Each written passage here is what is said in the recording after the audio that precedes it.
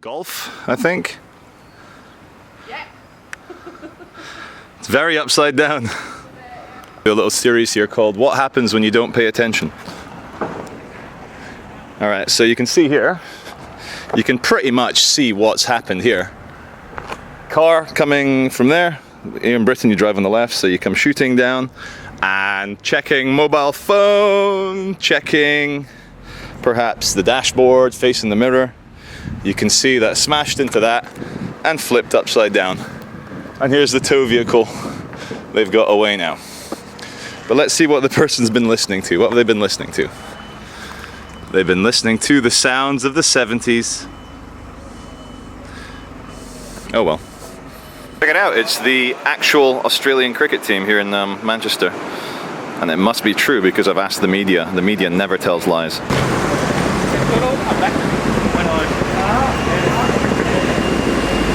Good old abandoned building, there you go, Union Bank of Manchester, hooray! Right in the centre of town. Okay, this could not be more central for Manchester. I'm right by Piccadilly train station.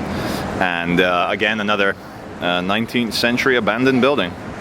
Completely abandoned, massive prime real estate right here in the centre of town. Opposite that wonderful building there, the Union Bank of Manchester. Again, totally abandoned. Wonderful, happy people at work, eating their bananas. Little people working very hard. Has anyone got the new Jack Black album, his solo album, you know, from the White Stripes? It's a great track, can't remember the name.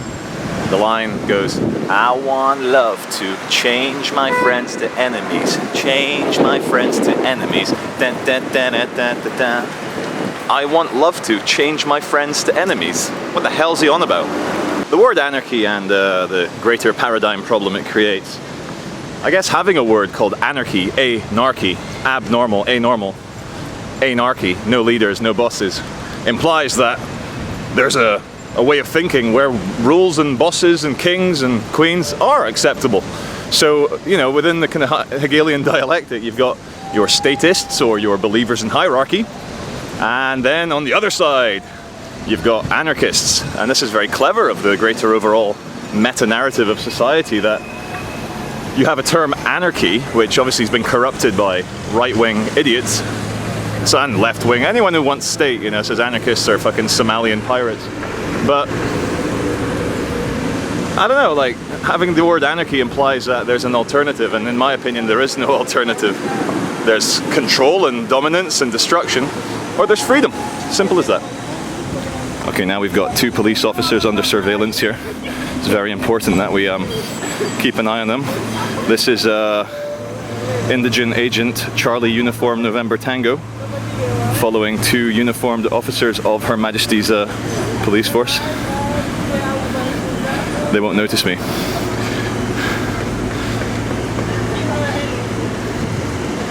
Either side of the wall this is going to be. Which way do we go? Which way do we go? Oh my, oh. Okay, so it was my 33rd birthday yesterday on the 5/8/13. It's a great date because 5 and 8 adds up to 13. And it's the 13th, so it's the only time in the history of my life where I have a numerologically pretty little date. Apart from 5/8/80, which is my actual birth date, which I did that video Charlie Veach Exposed, which exposed everything. But to celebrate my 33rd, I'd like to happily announce that society, reality, is exiting the Luciferian age and entering the indigen age. And why not? Why not end on my 33rd birthday? I'm inventing all this shit up in my head as I go along. This is my reality bubble. And, you know, we might all shout at each other and say, no, no, that's not true. But what is true? Except what we think in our heads. Well, to quote Thom Yorke from Radiohead, the only thing that's true is the emotional connection between people. Everything else is just bullshit. But what do I mean by we are exiting the Luciferian stage and entering the indigen stage? I think, seeing as everything is an absolute metaphor of everything else, religion, Christianity, Father, Son, Holy Spirit, Lucifer, fallen angel, God, kingdom of heaven, ruling in hell, judgment day, apocalypse. And you know, I'm using the Christian examples because I'm not so familiar with the Islamic ones or the Hindu ones or the Jewish ones. But I'm pretty sure every main religion or cult or subgroup or mind control outfit has its own apocalyptic visions of end of the world and so forth. But anyway, coming back to Lucifer. Lucifer got kicked out of the kingdom of heaven, or he fell, for having an ego, for saying, no, I'd rather rule in hell than serve in heaven. He'd rather stand on his feet than serve on his knees. Look at this backdrop of fucking excellent trams. Look at that big bright yellow trams. Can you still hear me? I'm sure you can. And what I see all of the human experience, especially the last 200 years, is a Luciferian attempt to create an artificial world. I mean, yeah, it'll go back further than 200 years. I mean, tens of thousands of years since cavemen and indigenous people were suffering a 50% mortality rate in their infants and their children. So they thought, fuck this, let's create civilization, let's artificially create a kingdom of our own. You know, we are Lucifer. Every man is Lucifer, and that comes with all the violence and destruction, but also creation. Hello, hi. See that, you get recognized, which is nice. People are nice, mostly, except the cunts. You know, fucking. But judgment.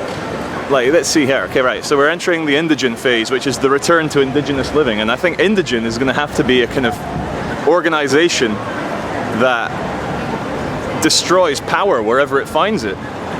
Much like the Luciferians and the rationalists and the scientists went around, you know, using religion as their tool a couple of hundred years ago, but they go around destroying shamans and indigenous cultures and languages and old ways of life and installing the Monsanto way of life. Well, that's over now.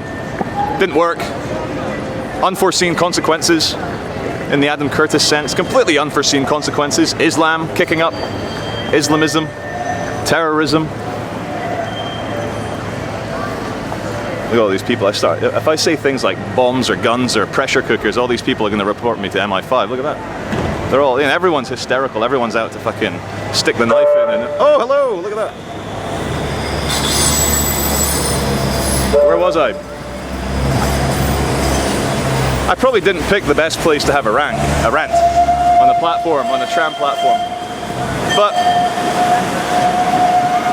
Lucifer has failed. I'll say that again. Lucifer has failed.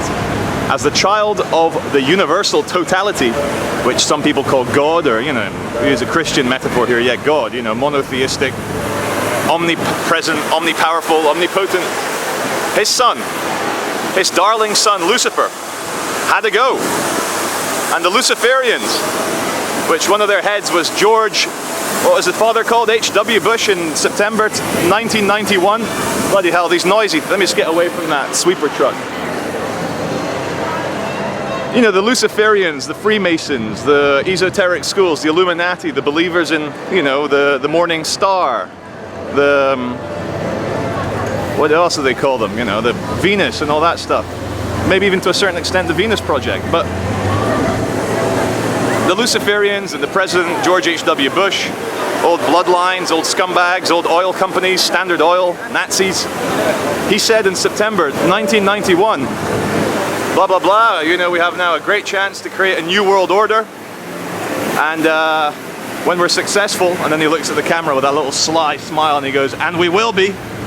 Well, I'm sorry, George, and I'm sorry, W. Is that thing following me? It's following me. Look at this.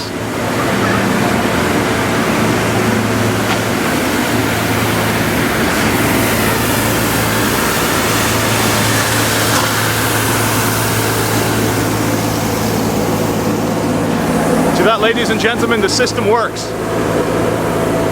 Well, Luciferianism has failed because human beings are not ruled by reason. They're ruled by emotion and passion. Communism and capitalism, as, you know, two sides of the same coin, do not deal with the spiritual side of man. And science and rationalism certainly doesn't. And we've tried to create an artificial world, we tried to create utopia, we tried to make everyone rich and fair and happy, but it's descended into terrorism and mind control and propaganda and inequality and slavery and surplus and bullshit. Look at that, look how unhappy the people are, look how ill and cancer-ridden and obese and depressed. And this is the West I'm talking about. Like, this is like apparently the rich free West. Everyone's fat and depressed and angry on medication. So yes, I think it's fair to say the plan has failed. And anyway, I'm 33 now, nice esoteric number. So it's Indigene now. Indigene, we are indigenous. You are at home wherever you find yourself. Indigene, the group. Let's make fun of power. Let's bring down power. Let's have a kind of almost quasi-religious, spiritual organization that sees the indigenous power of the totality of the universe. You know, Lucifer tried and he failed. We tried to build a world and all we ended up with was gutters. Gutters and concrete. And Barclays Bank. That's the world we have. We have human beings in the rich, happy West indebting themselves to a 25-year mortgage, buying one house, paying for 3, with organizations like that. Currently what I do is you film things and you present it on YouTube or Vimeo or Dailymotion or whatever, Facebook. You put your video up and you let the court of public opinion be the judge and jury of whatever you're filming. And this happens a lot, you know, like when I filmed the Conservative Party press conference, which I ruined it with William Hague and George Osborne, or when I filmed the Stop and Search, or where I filmed the British gas guy invading my home. Should have dealt with that guy a bit more harshly. I was a bit easy on him. If you have a baby in the house and there's a man you don't know invading your house, I think you have every right to destroy that person. Or at least the jury won't find you guilty of anything too bad because you're defending your baby. So, British Gas man and British Gas as a company, you got off very lightly. Oh yes, speaking of like laws and legality in courts and things, I did not attend my court date for the council tax here in Salford, Manchester. So, just for the international audience, Salford is a subsection of Greater Manchester. So we call it Manchester, but it's Salford really. It's kind of like you've got New York, and then you've got Harlem. Harlem is a sub-district of New York. Didn't attend court on the 24th of July. I ignored it. And so I think the magistrate got asked by the council if they'll put a liability order on me. That's almost as bad as an antisocial behavior order.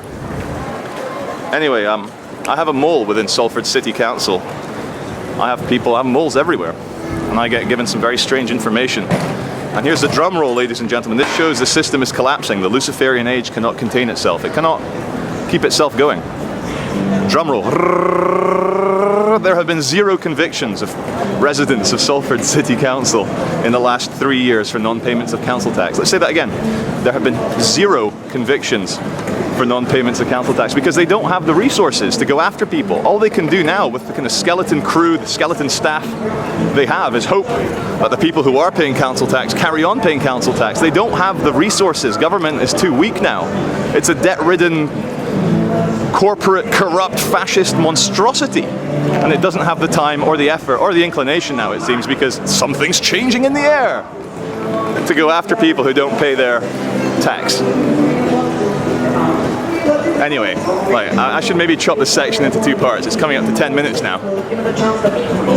Lots of love. See you in the next video.